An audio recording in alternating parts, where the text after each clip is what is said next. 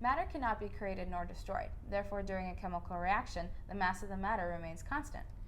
Matter consists of atoms, so chemical reactions break apart the attachments between these atoms rather than destroying the atoms themselves.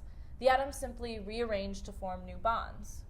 This lab lets you conduct, observe, and classify different chemical reactions. You will also practice balancing chemical equations. You'll perform 6 reactions using copper and its 2+ cation. You'll also learn how to safely handle corrosive compounds that include strong acids and bases. Let's get started. Once you've obtained 0.5 grams of copper, cut the ribbons into small pieces that you will then place into a 250 milliliter beaker. When obtaining the nitric acid, be sure that you handle with care.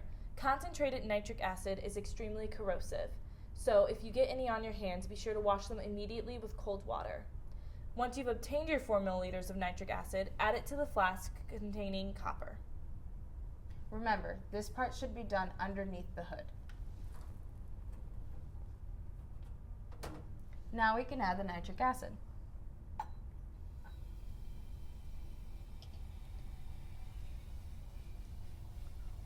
Once the reaction begins to calm down, carefully swirl the solution until the gas goes away.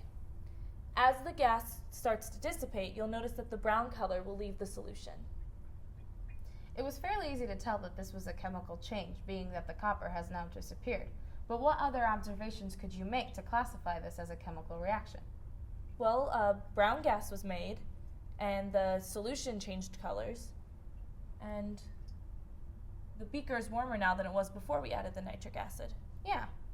For the remainder of this lab, you will be testing copper to see if there are different chemical reactions. You'll also handle chemicals that are both toxic and corrosive, so remember to handle with extreme care. And also be sure to thoroughly wash the graduated cylinder in between uses. Once you've chemically changed the copper into different complex ions and compounds, you will then attempt to recover the copper.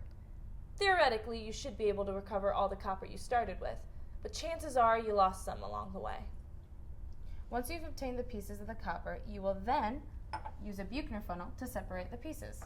Now, if all of the solid doesn't go into the Buchner, you can always spray water into the flask to remove the solid. Once you've answered all of the questions in your lab manual, be sure to dispose of the material and put away your glassware.